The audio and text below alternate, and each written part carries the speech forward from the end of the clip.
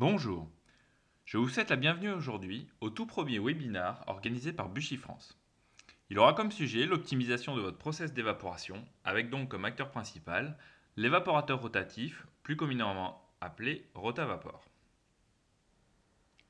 Je suis Fabrice Beltex, chef produit évaporation, séparation et encapsulation chez Buchy SARL, filiale française de Buchy Labor Technique. Nous sommes localisés à Rungis, en région parisienne. Avant de passer au sujet principal de ce webinar, une rapide présentation de notre société. Buchy, fabricant et fournisseur d'équipements pour les laboratoires tant R&D que contrôle qualité, est reconnu pour ses produits, leur robustesse, leur facilité d'utilisation, leur conception et leur praticité. Nous sommes notamment reconnus pour notre slogan Quality in your hands. Notre maison mère est située dans la partie nord de la Suisse, en zone alémanique, proche de la ville de Saint-Gallen. Située dans un village appelé Flaville, nous avons deux sites. Un site principal, notre maison mère, regroupant l'ensemble de la production, du montage, du développement produit, de la recherche, la partie marketing, service et administratif, et bien entendu l'ensemble de notre direction. Nous avons aussi un site plus restreint, où nous assurons le montage des pompes à vide, le soufflage de verre et la partie mécanique.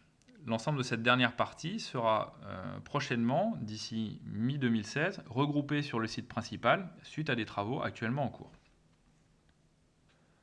Un bref historique de la société Buchy.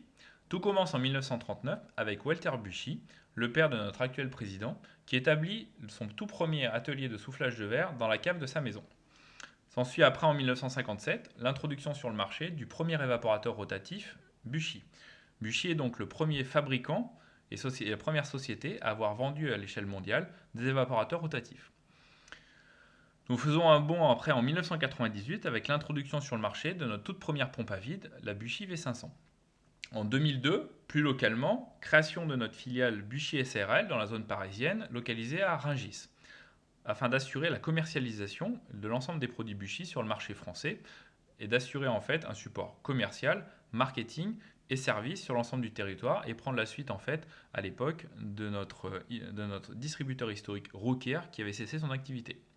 Beaucoup plus récemment, puisque c'était il y a cela à peine 3 mois, le lancement de notre toute nouvelle génération d'évaporateurs rotatifs, le Rotavapor R300, 8e génération de cet appareil. Vous avez ici illustré l'ensemble de nos produits, de notre portfolio. Nous avons donc des systèmes d'évaporation de laboratoire, d'évaporation industrielle, d'évaporation parallèle, des systèmes d'atomisation et d'encapsulation, de points de fusion, de chromatographie flash et préparatif, d'analyse Geldal et Duma pour la détermination du taux de protéines, d'extraction classique, parallèle, automatisée et sous pression, et de systèmes infrarouges. Je suis quant à moi notamment responsable de l'ensemble des 6 premières sous-gammes. La présentation du webinar pour sa partie théorique applicative aujourd'hui aura donc d'intérêt pour l'évaporation laboratoire, pour l'évaporation industrielle et l'évaporation parallèle.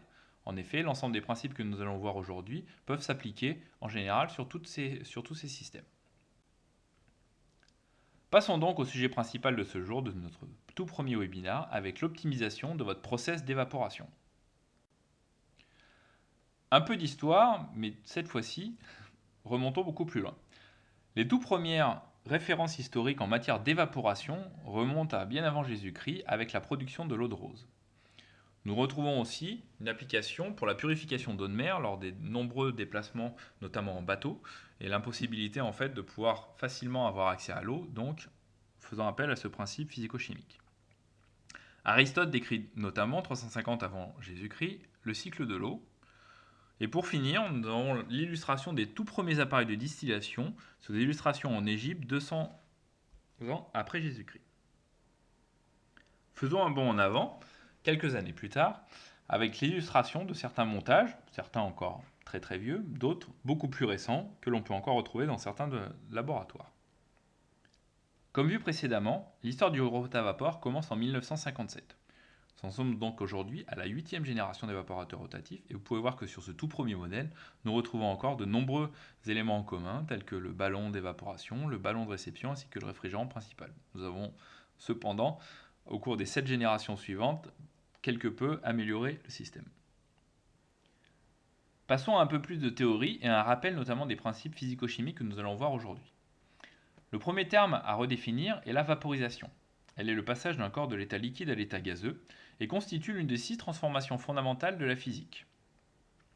Nous pouvons voir ici illustré que les trois états donc d'un corps peuvent être solides, liquides ou gazeux, et que nous avons donc trois passages possibles, trois transformations, dans un sens ou dans l'autre, au total 6 transformations possibles.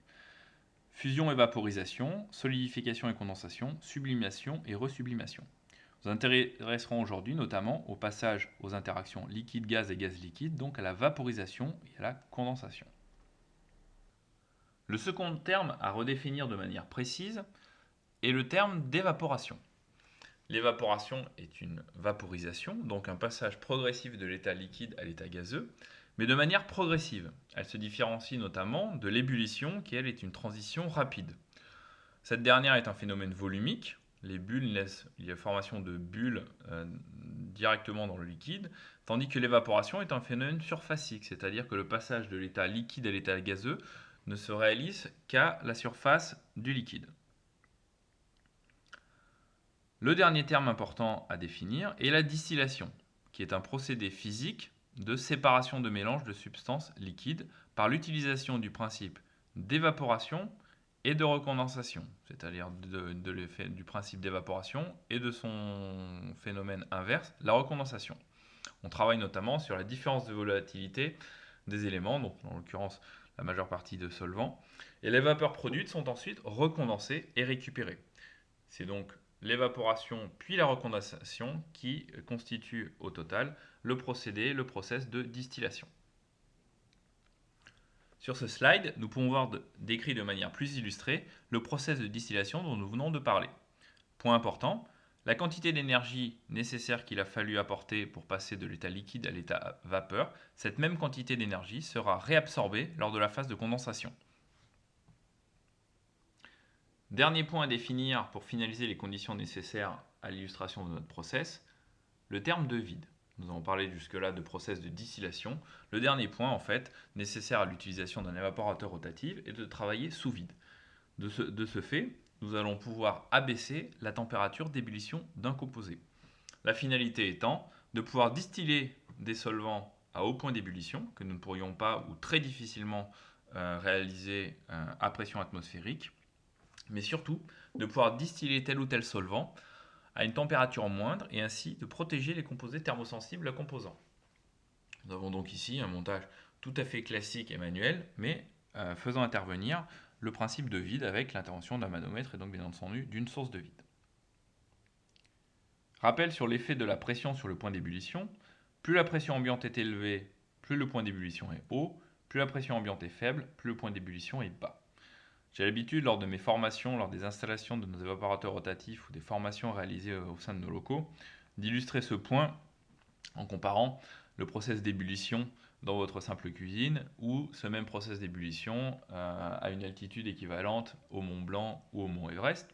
Mes collègues suisses ont eux pris un référent un petit peu plus spécifique à leur pays, avec le mont Jungfraujoch, qui est un mont élevé à 3579 mètres, et donc l'on peut voir que à altitude de la mer, où l'atmosphère est à 1013 millibars, nous atteignons donc la température d'ébullition connue et populaire de 100 degrés. En revanche, en montant à 3579 mètres, la pression atmosphérique est alors beaucoup plus faible, 653 millibars seulement, on est quasiment à la moitié, et l'on peut voir une diminution du point d'ébullition à 86 degrés. Donc, plus nous allons appliquer un vide important, donc une pression moindre sur le liquide, plus il lui sera facile de passer de l'état liquide à l'état gazeux.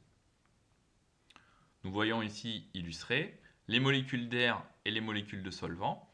À pression atmosphérique, il y a plus de molécules d'air appuyant, pesant sur le liquide, rendant la transition plus difficile. En appliquant une diminution de pression, donc un vide, moins de molécules d'air sont présentes pour limiter le passage du liquide à la vapeur du solvant et donc le phénomène d'évaporation est facilité. Et nous voilà donc arrivés à l'acteur, comme je le disais au début, l'acteur principal de ce webinaire, l'évaporateur rotatif, ou plus communément appelé rotavapor, qui est un terme bien entendu propre à Buchy, mais que de nombreuses personnes utilisent, que leur appareil soit de marque Buchy ou pas. L'histoire a donc commencé il y a plus de 58 ans, avec le tout premier rotavapor, appelé tout simplement rotavapor. Donc ce modèle-là est encore présent dans de nombreux laboratoires, aux grandes dames de mes collègues commerciaux. En 1971, Buchy propose un second modèle, une nouvelle génération, donc avec le rotavapor R. Ce système-là, en fait, incluait un système de montée-descente et donc surtout un bain chauffant assurant l'apport d'énergie pour le process d'évaporation. Nous avons ensuite en 1980 le modèle RE110 et ses déclinaisons. En 1983, notamment, une légère évolution avec le RE111, une partie un petit peu plus électronique, un système de chauffage plus abouti et une puissance de chauffage plus importante. L'appareil rend la gamme d'évaporateurs rotatifs ayant connu le plus grand succès au niveau mondial et ayant duré le plus longtemps, le rotavapor R114, 124, 134, 144, qui pour ces derniers modèles 134 et 144 inclut notamment un système de régulation de vide intégré.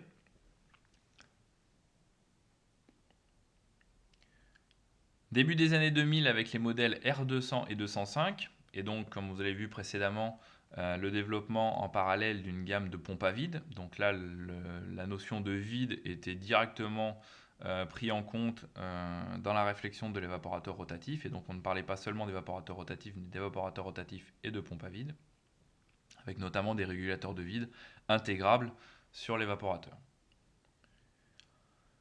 L'avant-dernière génération, donc, qui était encore commercialisée début de cette année 2015, donc les rotavapor R210 et 215, là, comme je vous le disais précédemment, les régulateurs de vide pouvant être intégrés directement sur le système. Donc là, on voit ici sur ce modèle un régulateur VU155, donc bien entendu de très nombreux modèles encore présents dans nos laboratoires, puisque c'est la principale gamme commercialisée ces dernières années. Et donc depuis le 1er septembre, la toute nouvelle gamme de rotavapor, mais dont on verra un petit peu plus tard aussi de pompes à vide et de refroidisseurs avec le rotavapor R300. Sans rentrer dans le détail, un seul terme, un seul numéro, le R300, puisque nous avons travaillé et développé sur l'optimisation et tant en production qu'en utilisation avec le développement donc d'une base unique, d'un système unique, customisable à façon en rajoutant tel ou tel élément, tel ou tel accessoire, telle ou telle option, mais avec une seule base unique, la base de l'évaporateur rotatif rotavapor R300. Mais donc, qu'est-ce qu'un rotavapor ? Un rotavapor est donc un appareil destiné bien entendu au travail de laboratoire, afin de pouvoir appliquer ce process de distillation dont nous avons parlé depuis le début de ce webinaire, et de pouvoir l'optimiser au maximum avec le rendement maximum. Les applications les plus courantes sont donc, comme nous avons pu le voir précédemment, la distillation d'un solvant pur ou un mélange de solvants, la recondensation de solutions ou de suspensions, la concentration d'un liquide, c'est-à-dire la distillation partielle d'un liquide, la recristallisation, le séchage de poudre ou de granulats, mais aussi avec certains montages spécifiques, la synthèse chimique et l'extraction Soxhlet. Il est aussi possible, mais plus habituellement à une échelle supérieure, c'est-à-dire sur les évaporateurs rotatifs industriels, de pouvoir réaliser des recyclages de solvants. Donc le rotavapor. Nous allons voir ici les différents éléments constituant le rotavapor. Nous avons donc sur la partie basse le bain chauffant, sur lequel nous allons régler la température de bain, qui va donc être la source d'énergie. Ce que l'on va appeler le ballon rotatif ou le ballon d'évaporation, dans lequel nous allons placer l'ensemble du mélange à distiller. Le conduit de vapeur, qui est la pièce en verre en fait reliant le ballon d'évaporation à la partie gauche, et donc qui va être la partie assurant la rotation et le transfert des vapeurs. Le réfrigérant, pouvant être appelé aussi condensateur, qui va assurer lui la deuxième phase post-évaporation, qui est donc la recondensation. Et le ballon de réception, qui va donc assurer la récupération du solvant recondensé. À présent, le principe de fonctionnement du rotavapor et donc les différentes fonctions des éléments constituant le rotavapor vus précédemment. Tout d'abord le bain chauffant qui assure donc l'apport d'énergie thermique et donc le point principal de la phase d'évaporation assurée au sein du ballon d'évaporation dans lequel nous avons placé le mélange de solvant et l'analyte, c'est-à-dire le produit d'intérêt. Après, lors de la phase d'évaporation, la formation de vapeur transmise par le conduit de vapeur au sein du réfrigérant dans lequel circule un flux de réfrigérant refroidi. Au sein de ce réfrigérant aura lieu la phase de recondensation, c'est-à-dire la réabsorption de l'énergie développée lors de l'évaporation. Le but étant que la quantité réabsorbée soit la même que la quantité appliquée par le bain chauffant. C'est là que va être toute la difficulté pour assurer un bon process d'évaporation. Et donc, on a une récupération ensuite de ce qu'on va appeler le condensat au niveau du ballon. Nous avons donc vu le principe de fonctionnement d'un évaporateur rotatif. En revanche, ses performances vont dépendre de plusieurs facteurs. Nous allons voir les principaux aujourd'hui, et notamment l'essentiel. Et parmi ces facteurs, nous avons donc la vitesse de rotation, qui donc va influencer l'augmentation de la dispersion du liquide au sein du ballon.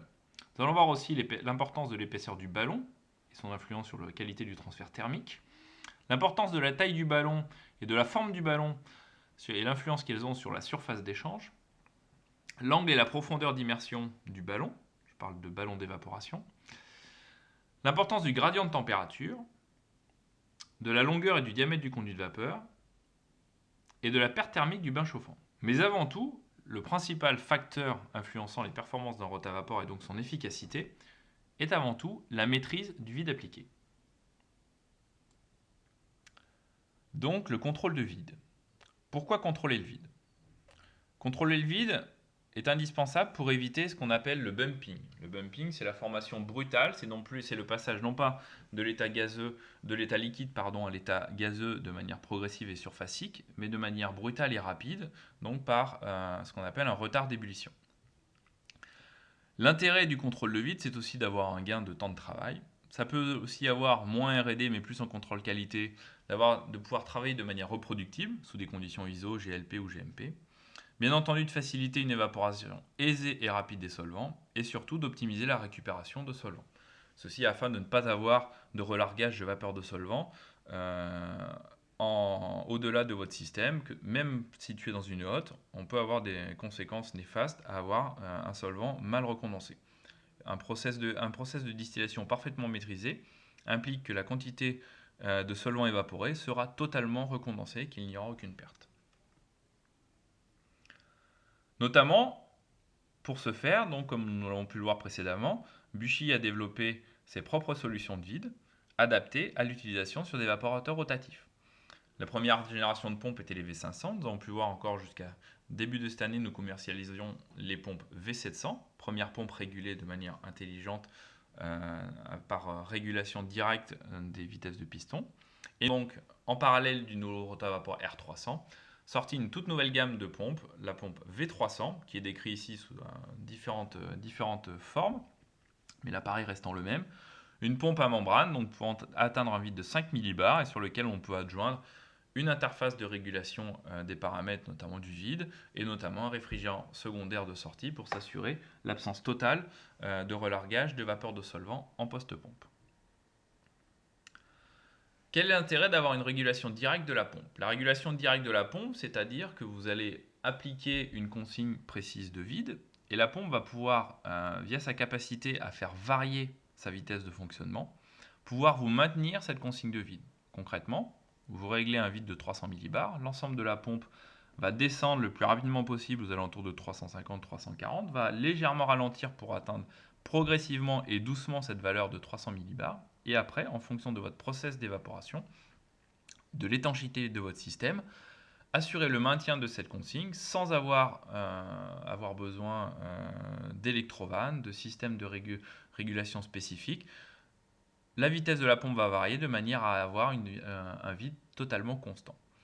Comme conséquence, vous allez avoir en fait une évaporation parfaitement continue avec un débit constant et éviter dans les cas où nous n'avons pas de contrôle direct de la pompe comme celui que je viens de vous décrire, ce qu'on appelle le front de condensation, c'est-à-dire vous allez illustrer sur le schéma, sur ce slide, en fait, la variation de ce front de condensation. Le front de condensation, en fait, c'est le nombre de serpentins nécessaires au sein du réfrigérant pour recondenser les quantités de vapeur. Les quantités de vapeur variant en fonction du vide qui peut fluctuer, s'il n'est pas contrôlé de manière intelligente, vous avez automatiquement ce front de condensation qui est variable.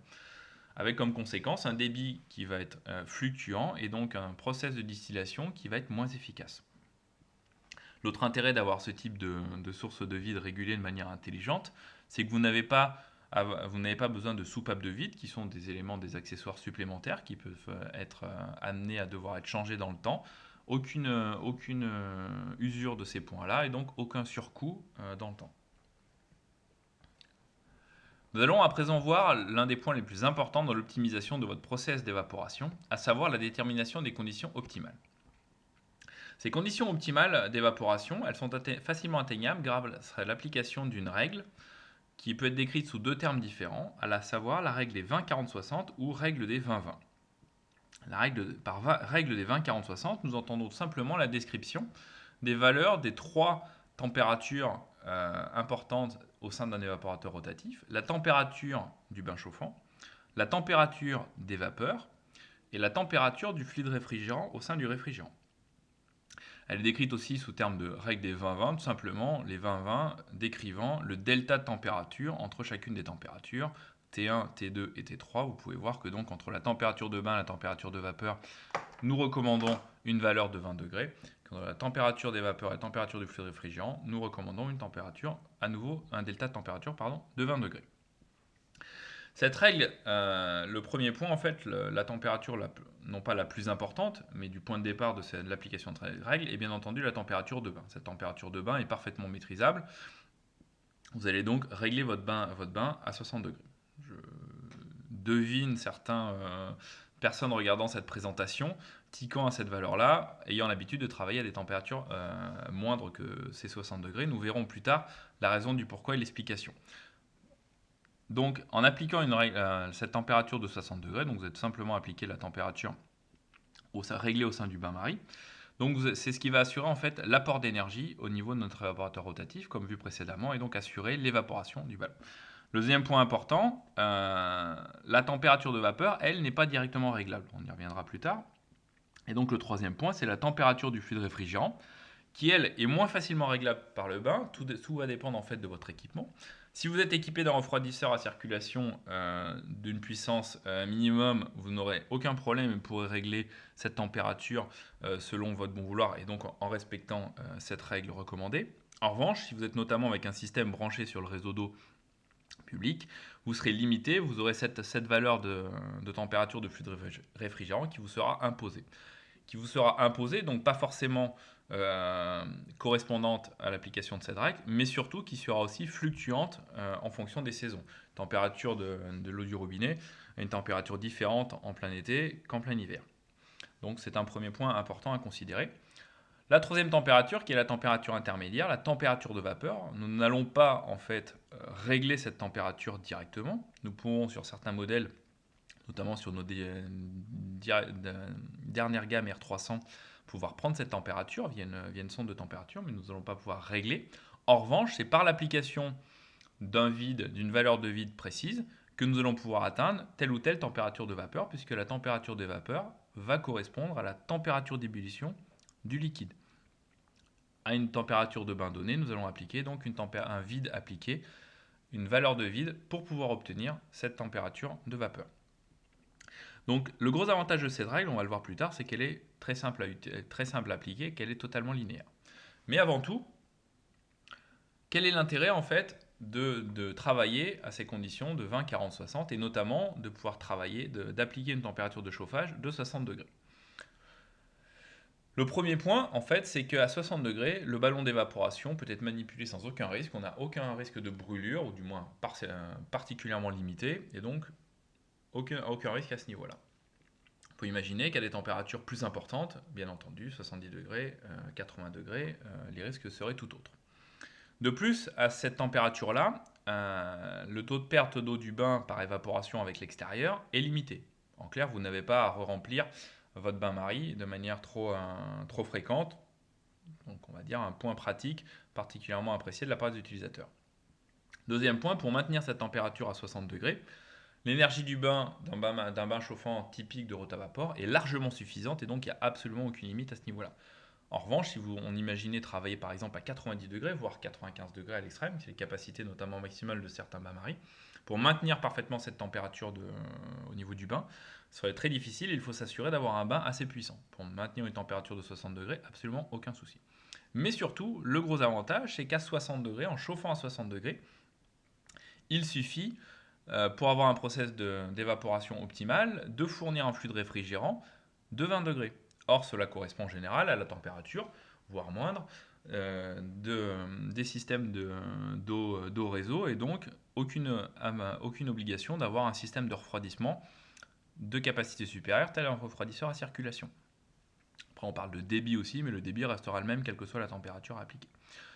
Les paramètres de vide, en fait, pouvant nécessaires pour en fait atteindre une température de vaporisation de 40 degrés, quant à eux, peuvent être retrouvés au niveau de ce qu'on appelle les tables des solvants, ou notamment les librairies intégrées au sein de nos régulateurs. Vous avez donc là l'illustration, notamment que l'on peut retrouver dans nos manuels d'utilisation. Les petits fascicules plastifiés livrés avec l'ensemble de nos évaporateurs rotatifs, voire carrément en bas à droite, les courbes de tension de vapeur, là, données beaucoup plus complètes, beaucoup plus complexes, propres à chaque type de solvant. Point important à préciser, vous avez, que ce soit sur la liste de solvants ou la récapitulatif sur les manuels, des indications pour chaque nature de solvant. En général est listé 43 solvants différents. Donc le vide recommandé pour un BP, un boiling point de 40 degrés. Or, j'ai très souvent rencontré ou des demandes de la part d'utilisateurs comme quoi l'application de tel ou tel vide ne correspondait pas, ne permettait pas d'avoir une évaporation satisfaisante au sein de leur évaporateur rotatif. Tout simplement, il faut en fait bien définir, bien comprendre en fait l'illustration et donc la définition de cette recommandation. On recommande un vide pour un BP, c'est-à-dire un boiling point de 40 degrés.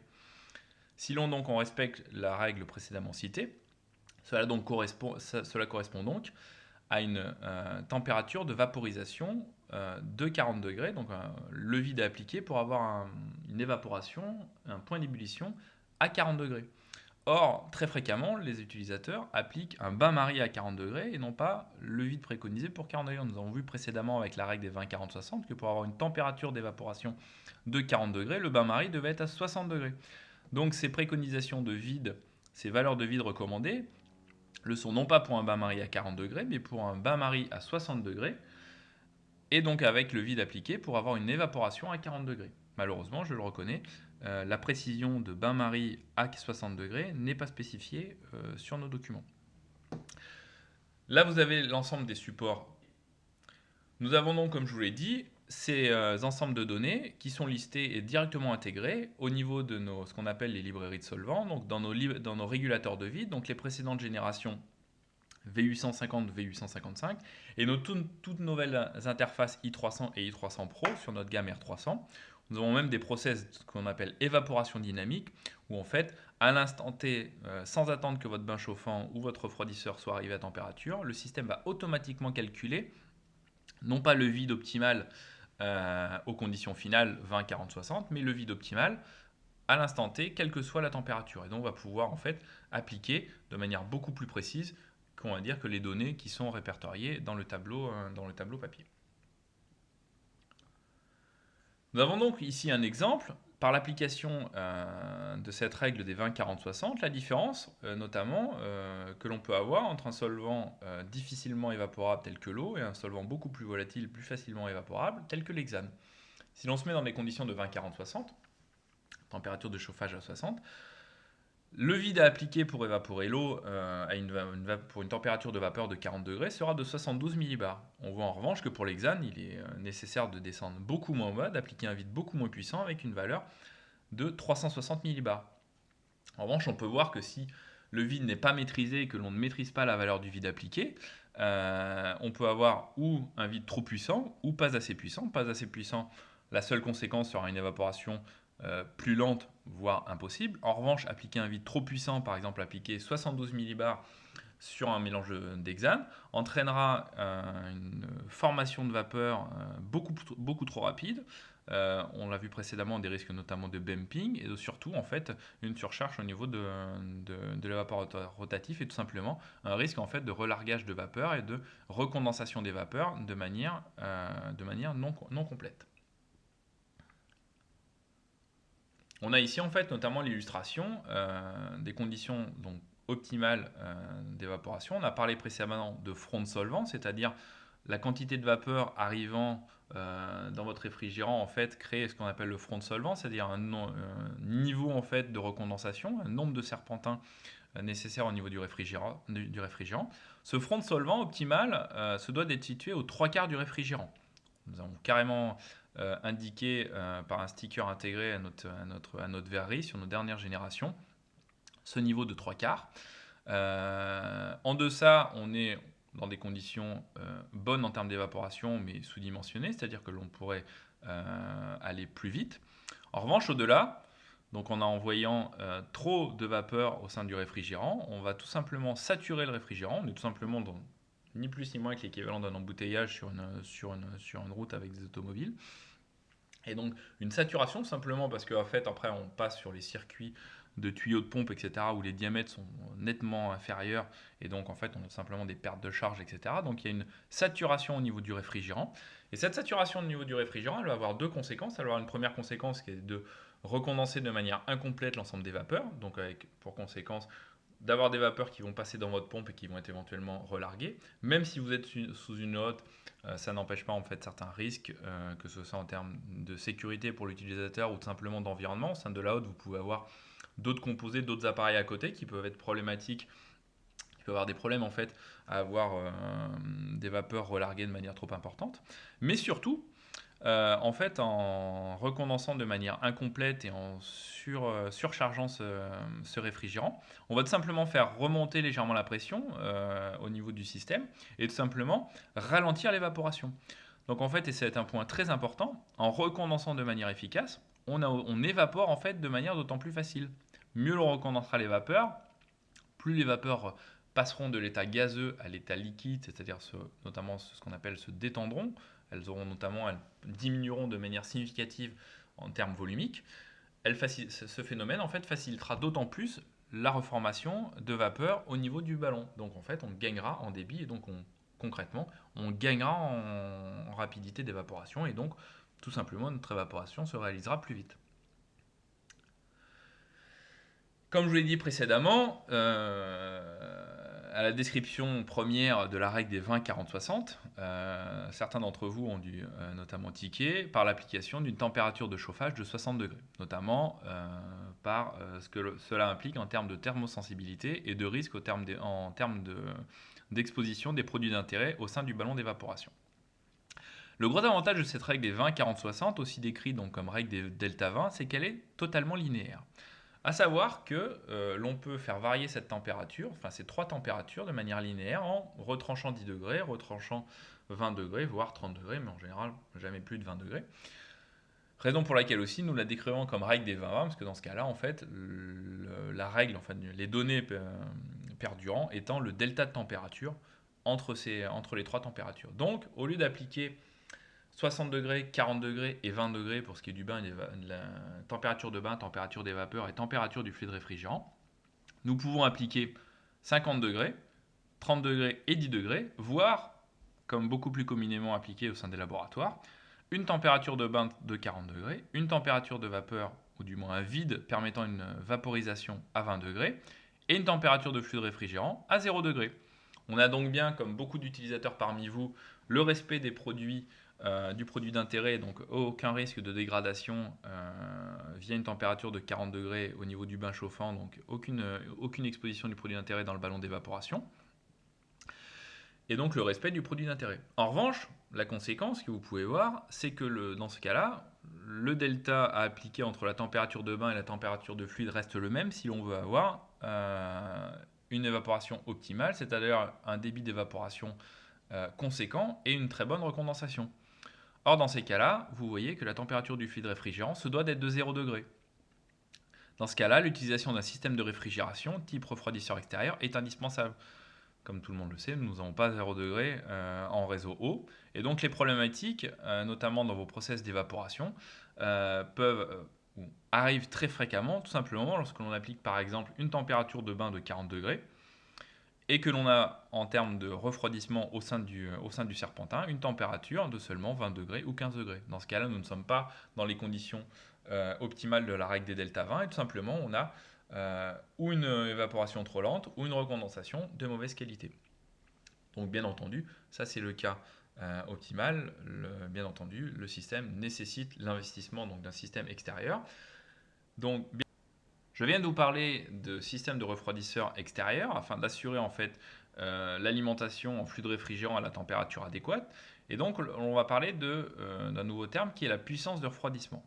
En effet, il est indispensable d'appliquer une puissance de froid qui pourra en fait permettre d'obtenir la température adéquate au sein de notre évaporateur rotatif et donc d'optimiser le processus d'évaporation en l'adaptant, en prenant en considération avant tout la température de chauffage. Comme on l'a pu voir, la température à appliquer en refroidissement est directement liée à la température de chauffage au niveau du bain-marie. Mais elle est aussi dépendante de l'application. À savoir, par application, j'entends la nature du solvant à évaporer et la quantité. On a vu que la quantité réabsorbée au sein du système de réfrigération correspondait en fait à l'énergie adaptée, appliquée au sein du bain chauffant pour évaporer tel ou tel solvant. Or, tel ou tel solvant demande plus ou moins d'énergie, notamment de l'eau demandera beaucoup plus d'énergie pour être évaporée et donc recondensée qu'un solvant beaucoup plus volatile. Ça, on parle en fait d'énergie de vaporisation et de constante B, c'est ce qui est automatiquement intégré dans nos mesures, dans nos calculs et notamment dans nos interfaces de vide pour calculer le vide optimal, à savoir la quantité que va demander tel ou tel solvant. De la même manière, les quantités de solvants sont aussi importantes. Si vous travaillez sur un ballon de 50 ml avec un solvant facilement évaporable et recondensable, ça sera totalement différent et il faudra beaucoup plus de puissance de refroidissement si vous travaillez avec un ballon de 3 litres et de l'eau notamment. Donc il est indispensable de bien choisir la puissance de son refroidisseur et donc son modèle. Basiquement, en fait, on a l'habitude de dire qu'une distillation avec un évaporateur rotatif requiert un minimum de puissance de 400 watts. Buchy a notamment développé un graphique qui permet de déterminer quel modèle de refroidisseur choisir pour quelle application. Vous l'avez illustré là typiquement et repris, bien entendu, on verra après les différents modèles, mais vous pouvez voir en fait que pour à telle température de travail, tel refroidisseur va avoir telle capacité de refroidissement et le tout c'est de s'assurer que pour un évaporateur rotatif, pour une température donnée de refroidissement, telle que par exemple le F305, appliquer une température de 10 degrés avec le F305 qui est sur la ligne bleue permettra d'obtenir une puissance de 400 watts, donc qui correspond, qui est satisfaisante pour l'utilisation d'un évaporateur rotatif. En revanche, par exemple, si l'on voulait appliquer une température de moins 5 degrés avec ce système de refroidissement, donc moins 5 degrés correspondrait à une température de chauffage au niveau du bain de 35 degrés, on peut avoir ce cas-là dans des cas très particuliers. Malheureusement, le refroidisseur aurait une puissance inférieure à 200 watts et ne serait pas satisfaisant pour recondenser l'ensemble des vapeurs. On voit en fait l'illustration aussi de un évaporateur ou deux évaporateurs rotatifs. Ainsi, comment bien choisir son refroidisseur? En résumé du graphique précédent, nous avons donc comme recommandation pour une application de type distillation, pour un évaporateur rotatif à 10 degrés, c'est-à-dire un chauffage à 50 degrés, une recommandation d'avoir un système développant minimum 500 watts à 15 degrés. Cela correspond notamment au système Buchy F100, F105 et F305. Pour un évaporateur rotatif nécessitant un flux réfrigérant à 0 degré, nous recommandons un système pouvant développer minimum 800 watts à 15 degrés, notamment notre modèle F308. Et donc pour notamment appliquer, alors on a notamment le cas, un évaporateur rotatif à une température moindre, mais on verra ultérieurement la raison pour laquelle il n'y a pas d'intérêt à refroidir, à descendre à des températures inférieures à 0 degré. On peut avoir notamment un système plus puissant mais installé sur deux évaporateurs rotatifs, notamment donc un modèle pouvant travailler sur des évaporateurs rotatifs avec des fluides à 5 degrés, donc pouvant travailler à 45 degrés en termes de température de chauffage.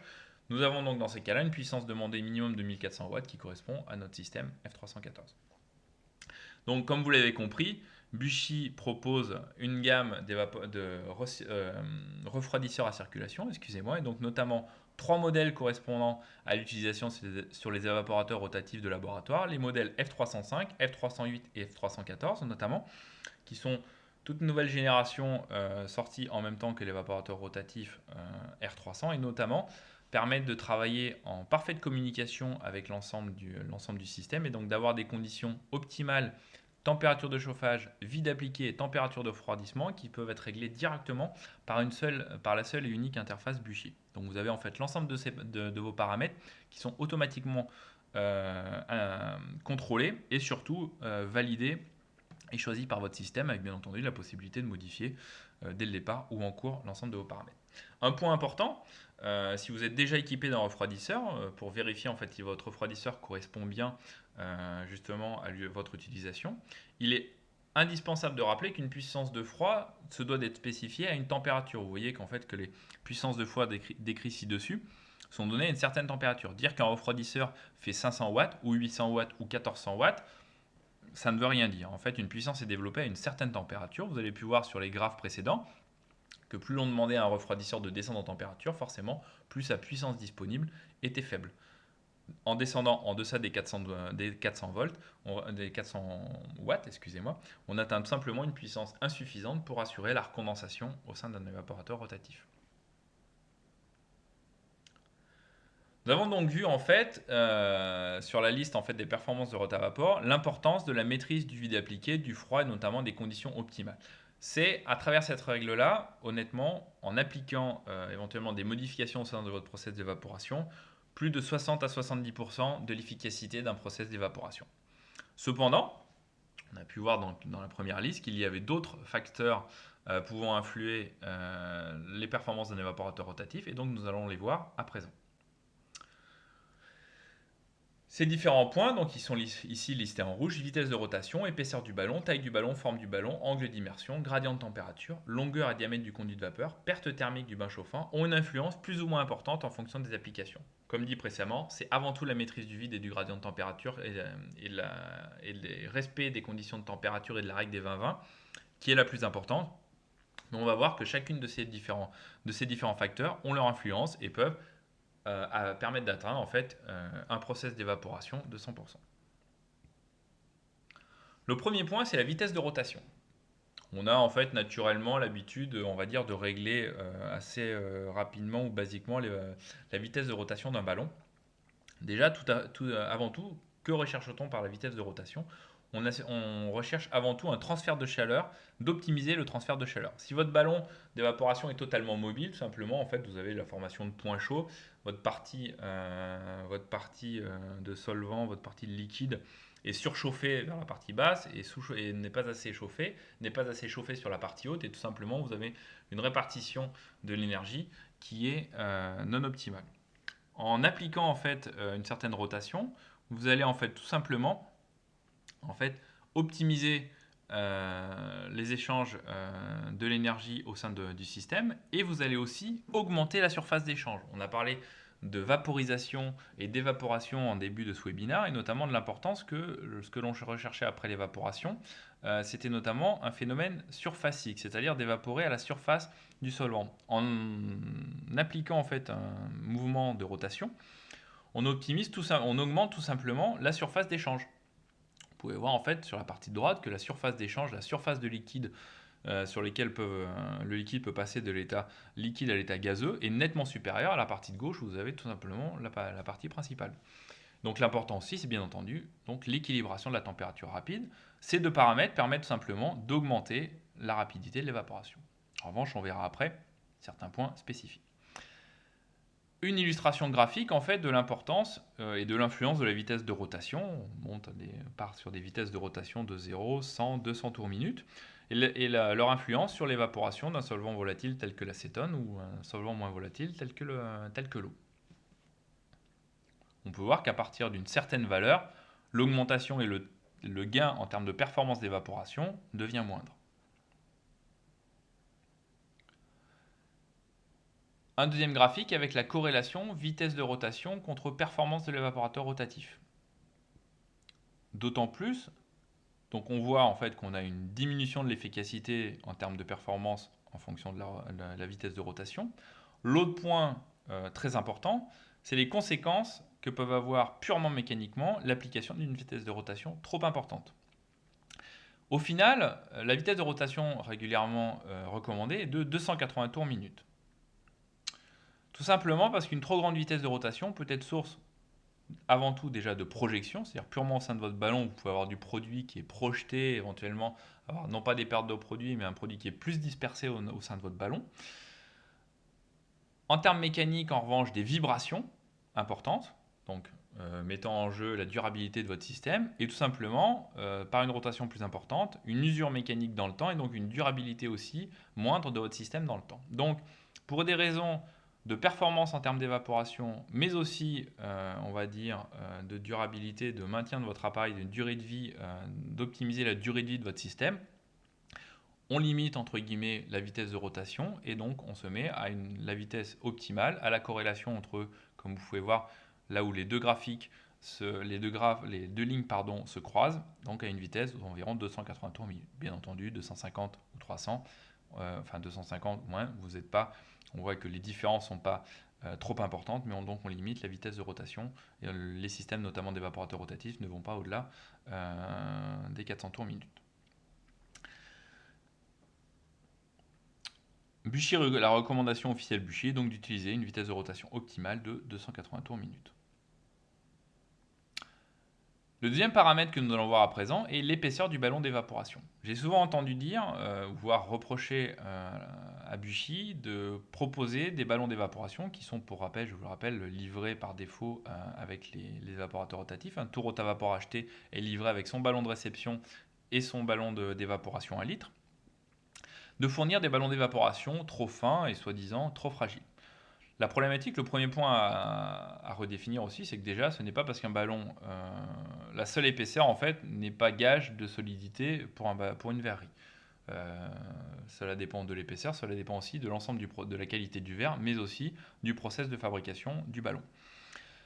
En revanche, l'importance de l'épaisseur du ballon d'évaporation va directement influencer la qualité du transfert de chaleur du bain chauffant au solvant. Tout simplement, plus votre ballon sera épais, plus difficile sera le transfert de chaleur et donc l'apport d'énergie au sein de votre mélange de solvants.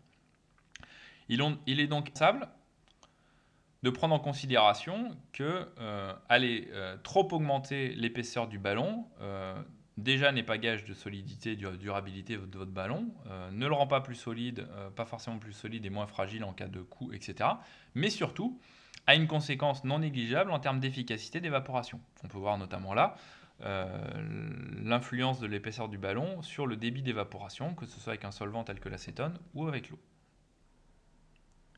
Comme précédemment, un graphique permettant de déterminer, ou d'illustrer plus précisément, la valeur optimale qui offrira en fait la meilleure performance en termes d'évaporation et tout en offrant une utilisation en toute sécurité de par la solidité de la verrerie.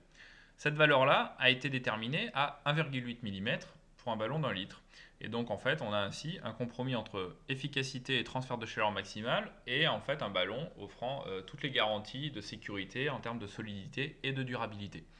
Au-delà, sur une épaisseur moindre, on va être trop exposé à un risque de casse. Sur une épaisseur plus importante, bien entendu, comme illustré précédemment, un risque en fait de perte de performance en termes d'évaporation. Donc en fait, recommandation de Buchy, utiliser des ballons d'évaporation d'une épaisseur d'environ 1,8 mm afin d'allier performance et sécurité. Troisième paramètre, la taille du ballon d'évaporation.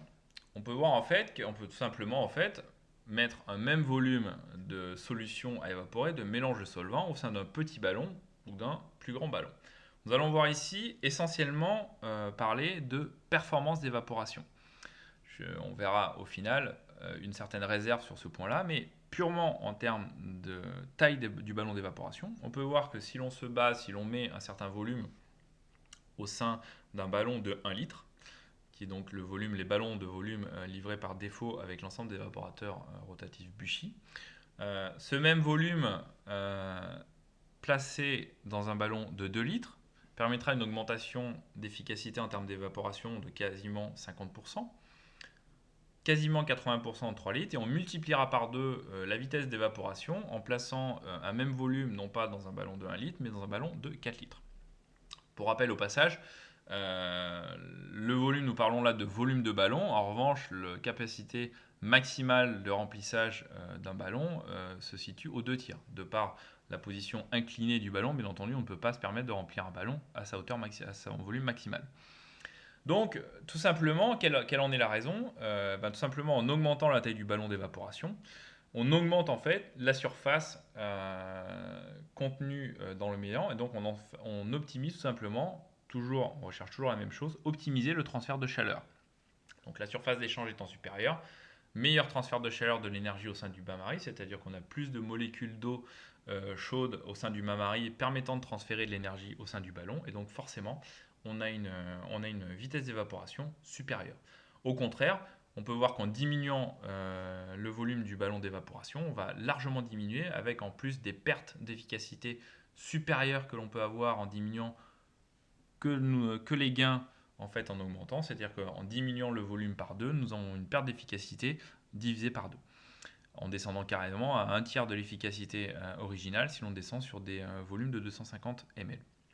En revanche, petite réserve, que nombreux d'entre vous, bien entendu, auront déjà certainement émise dans leur esprit, à savoir que plus un produit, si l'on va en fait jusqu'au séchage et non pas en concentration, mais si l'on va jusqu'à l'état de séchage de notre produit d'intérêt, plus le ballon sera grand, plus la poudre, plus le produit sec résiduel sera réparti sur une surface importante. Ça aura donc pour conséquence une récupération du produit qui sera plus délicate. Mais purement en termes d'évaporation, de rapidité d'évaporation, plus un ballon est grand, plus l'on évaporera de manière efficace. En conséquence, Buchy recommande d'utiliser des ballons d'évaporation du plus grand volume possible. Le point suivant, nous allons parler d'angle d'immersion. Cet angle d'immersion, il peut être notamment imposé par un des points précédemment, qui peut être la taille du ballon d'évaporation. En fonction de la taille du ballon d'évaporation, on va pouvoir tout simplement, devoir, dans certains cas, faire varier l'angle d'immersion, tout simplement pour que le ballon puisse être correctement immergé. Nous allons voir là, tout simplement, pour un cas classique, un ballon de 1 litre, c'est-à-dire dans des conditions non extrêmes en termes d'application de l'angle d'immersion. Quelle est l'influence éventuellement de cette valeur d'angle d'immersion? Tout simplement pour vous dire que si vous avez adapté un angle d'immersion spécifique pour un gros ballon ou pour un petit ballon, ne pas oublier de remettre votre évaporateur rotatif si l'évaporation suivante se fait sur un ballon classique ou sur un ballon différent. Ne gardez pas l'angle d'immersion par défaut du précédent utilisateur, cet angle d'immersion ne correspondant éventuellement pas. Donc, rentrons sur ce sujet. L'angle d'immersion, en appliquant un angle plat, c'est-à-dire avec un ballon le plus horizontal possible, la première problématique étant que vous limitez d'autant plus le volume que vous pouvez avoir dans le sein du ballon. En revanche, vous augmentez la surface de produit en contact à l'intérieur du ballon. Au contraire, un angle plus prononcé, vous pouvez mettre plus de produit. En revanche, vous avez moins de surface de produit en contact avec l'intérieur du ballon.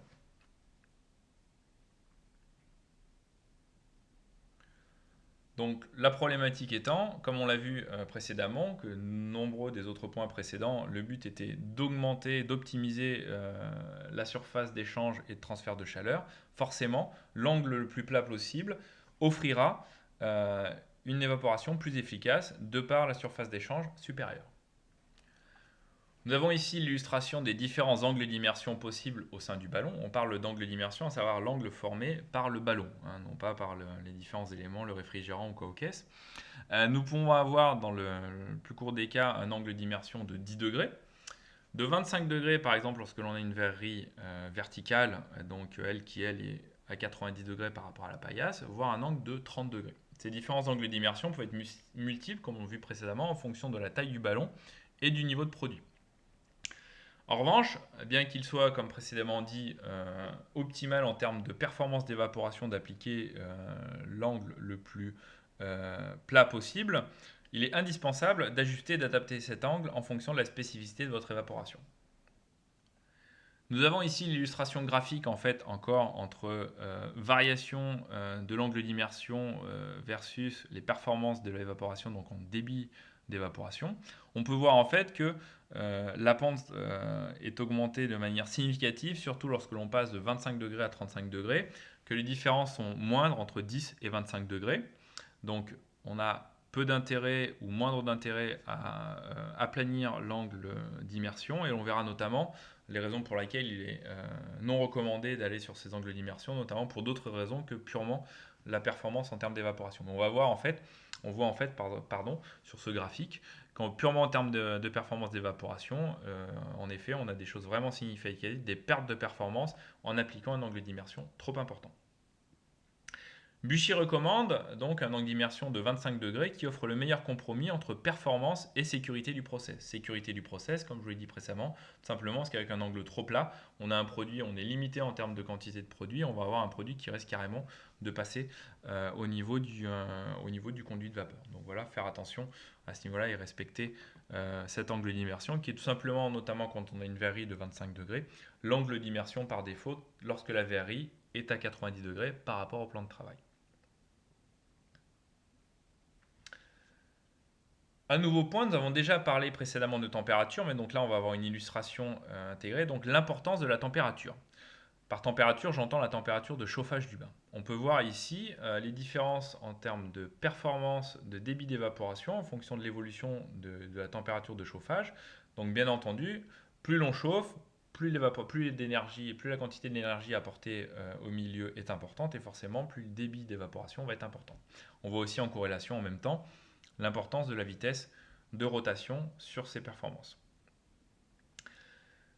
Lorsque nous ne sommes pas limités en termes de capacité, en termes de thermosensibilité du produit, il est donc notamment vu comme précédemment, là c'est un petit peu rappel, c'est un petit peu redondant, il est toujours plus intéressant d'appliquer une température de chauffe la plus haute possible, sous condition bien entendu de respecter la thermosensibilité des produits et de ne pas aller non plus trop haut après, afin de respecter les capacités de chauffage du bain-marie et surtout de ne pas avoir comme conséquence, notamment d'avoir en termes d'utilisation, d'avoir à remplir trop régulièrement son ballon, etc. Mais là, purement en termes de performance d'évaporation, c'est-à-dire en termes de débit d'évaporation, c'est le point principal que l'on a abordé sur les précédents points, une température de chauffe maximale donnera un débit d'évaporation le plus important.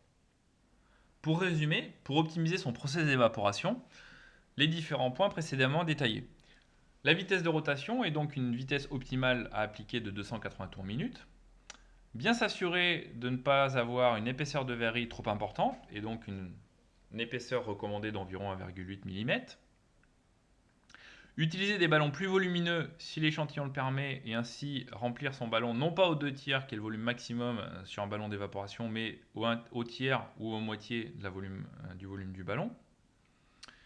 Ajuster l'angle d'immersion à son application, la position standard 25 degrés étant la position offrant le plus de performance et de compromis en termes de sécurité.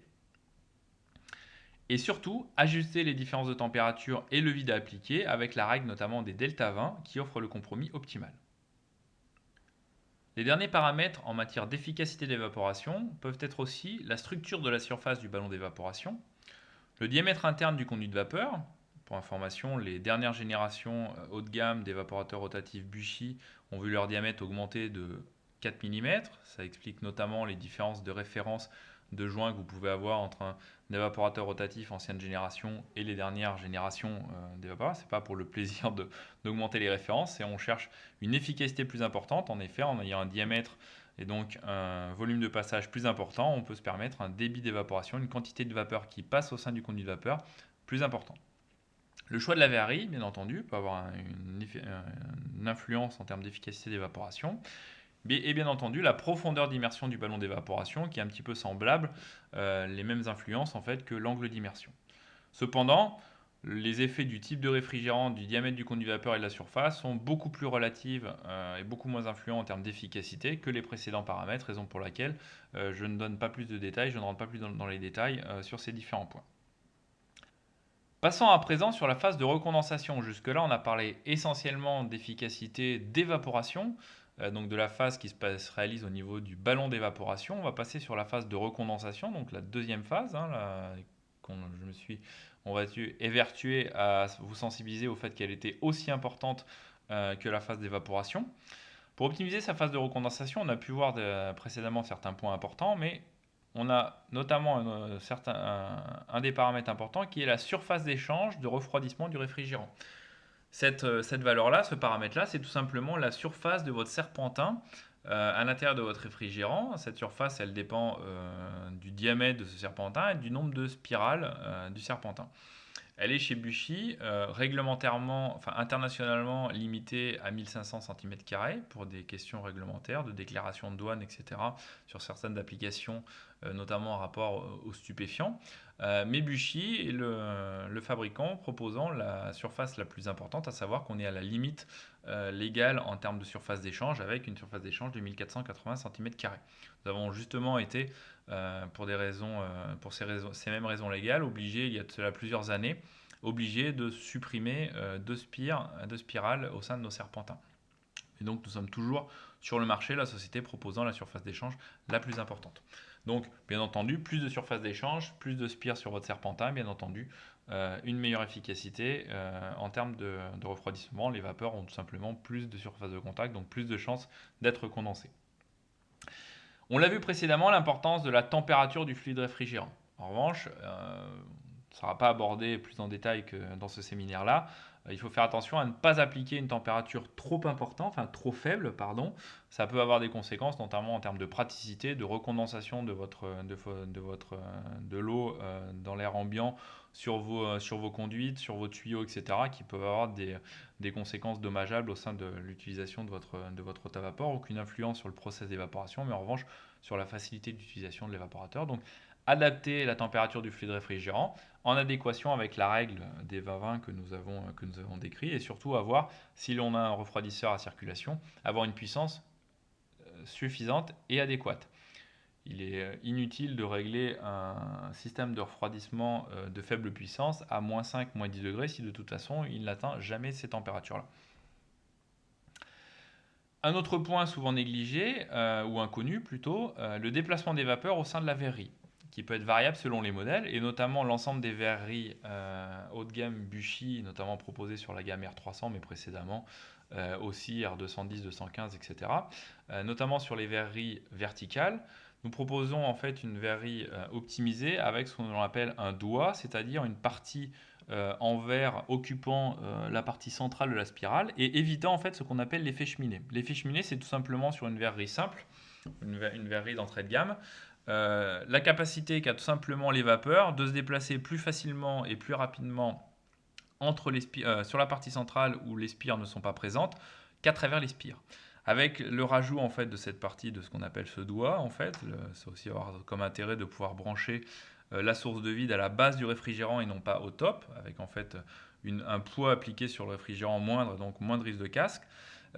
Nous optimisons en fait le déplacement des vapeurs au sein de la verrerie en créant une turbulence et en optimisant la recondensation par le fait que les vapeurs vont être obligatoirement dirigées vers les spires du serpentin et donc optimiser leur échange en fait avec le fluide réfrigérant et ainsi optimiser la recondensation qui, comme on l'a vu précédemment, optimisera l'ensemble du process d'évaporation.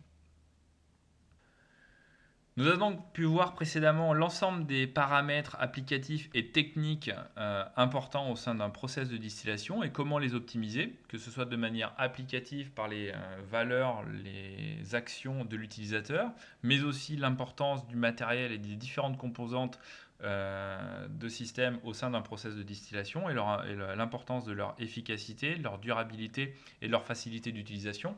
Bien entendu, votre process de distillation ne sera jamais aussi facile à appliquer et à optimiser qu'avec une solution Rotavapor de chez Buchy, et notamment la toute nouvelle génération Rotavapor R300, donc gamme dynamique, vous offrant en fait une communication, une interaction entre les trois composantes évaporateurs, pompe à vide et refroidisseur comme jamais proposé précédemment, notamment l'importance de la règle des 20-20 sera automatiquement incrémentée, que ce soit en termes de température de chauffage, vide à appliquer et température de refroidissement, automatiquement incrémentée par l'interface et gérée indépendamment sans que vous ayez à intervenir. Bien entendu, une pompe à vide de puissance suffisante et un refroidisseur à circulation ayant une capacité de refroidissement correspondante vous permettront d'obtenir un transfert d'énergie optimal et donc une phase d'évaporation et de recondensation sans égal, et donc bien entendu l'assurance d'un processus de distillation optimal, c'est-à-dire la protection de l'ensemble de votre produit d'intérêt, la récupération complète des vapeurs de solvant sans relargage à l'extérieur du système, et bien entendu, de par ce fait, une vitesse de process et un temps d'utilisation le plus faible possible. On a donc les meilleures performances, mais aussi les capacités applicatives les plus larges. Il faut savoir que cette nouvelle gamme dynamique offre un nombre de verreries de 7 inégalées sur le marché du laboratoire. Le tout bien entendu à une échelle laboratoire qui vous permet d'avoir une capacité de distillation maximale à un coût de fonctionnement relativement faible.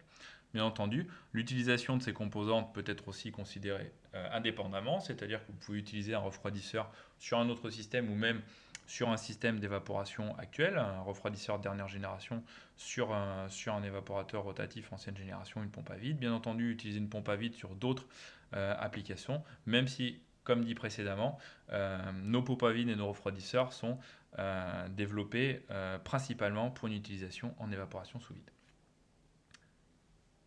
Ce premier webinaire Buchy France traitant de l'optimisation de votre process d'évaporation arrive à sa fin.